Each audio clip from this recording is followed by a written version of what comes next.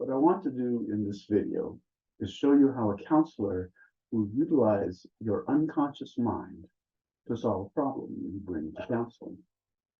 We'll talk about what the unconscious is, how you communicate with it, and how it solves problems.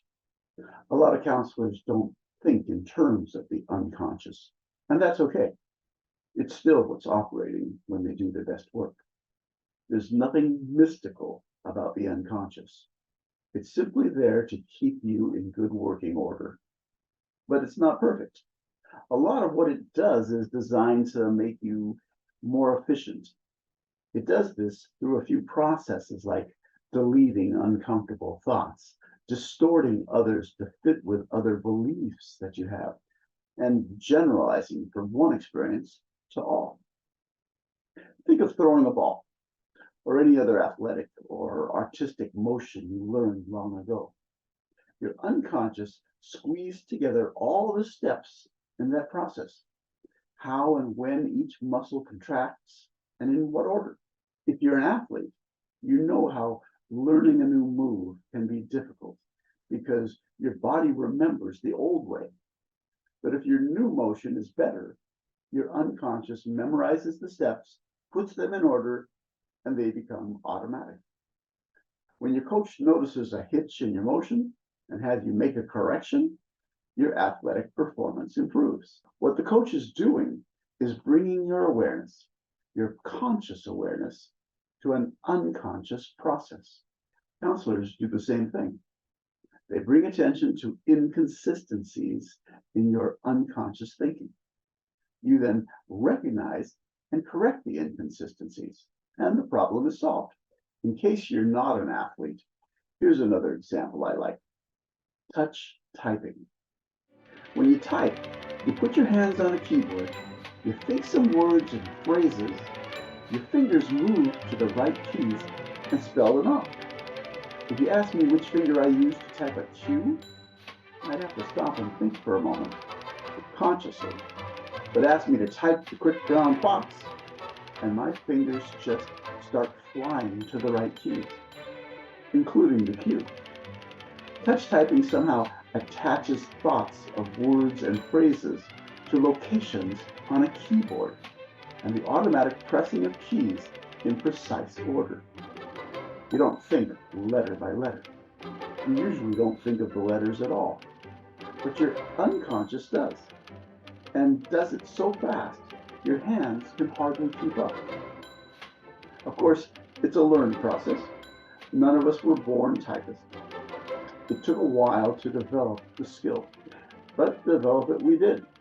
We took a conscious activity and made it unconscious. So now let's turn to psychological problems, inconsistencies in thinking. Problems develop when we combine a series of thoughts into a conclusion as to how we will deal with something bothersome. Somewhere in that series is a thought that has become distorted or generalized to fit very different and often inappropriate situations. We don't notice the error, we just act on the conclusion. Phobias, compulsions, bad habits, addictions, self-doubt, worry, each of these is the result of some strange, unique thought process, not just instantaneous Pavlovian reactions. There's thinking going on behind the scenes. Let me give you an example. Today I have a test of mathematics. I don't know if I'll pass. In fact, I know I will fail. I've failed many a math test. When I do fail, it will be disagreeable, dreadful, detestable, appalling. I will fail because I am no good at math. My life will be ghastly after I fail. My friends, my family will snicker at me. They will all know how truly imbecilic I really am. My life will be ruined continuously and forever. I'm just going to race through the test as fast as I can so I don't vomit up breakfast all over my desk. Each thought flies by like a single keystroke. The more important the idea, the more we practice thinking it through. We get to the conclusion as fast as we can type. Eventually, We no longer remember the progression of thoughts. We just act upon the conclusion. We don't scrutinize our conclusions. They are, after all, what we've concluded. So we're mystified by our problems and can't solve them because we're looking for answers in the wrong place, in our conscious thinking. Ironically, we need an outside perspective to even know which thoughts are part of the problem chain. As I've said before, and it bears repeating, humans are really good at ignoring what's right in front of them. We delete from awareness everything that we deem irrelevant, unconnected, distressing, or previously dealt with. We stare right past the crucial thought.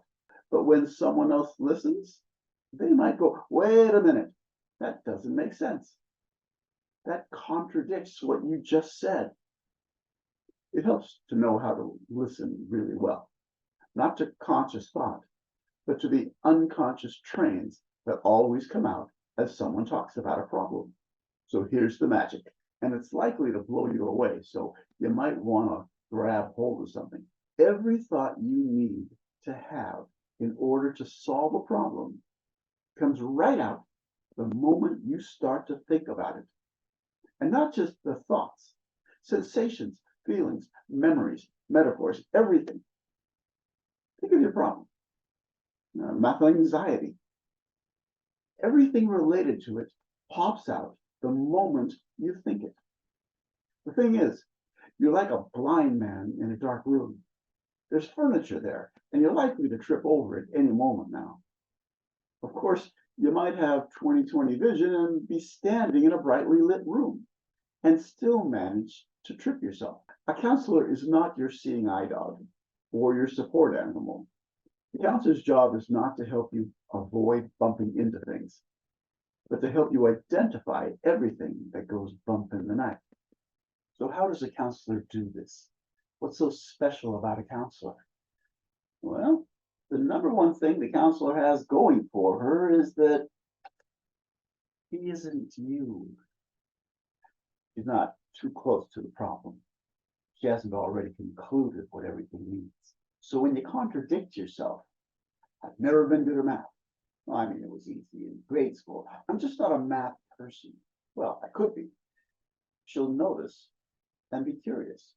She'll feed back your contradictions and be patient as you respond. Did I say that? Really? She'll notice when you start one sentence and finish another, when a feeling shows up on your face unbidden. These contradictions, unfinished thoughts, feelings, and sensations are all part of the unconscious thought train. We call them unconscious moments. And when you have access to enough of them, you'll discover and change the thought that kept you in the problem. No conscious thinking required. If you want to hear more about unconscious moments, check out the next video.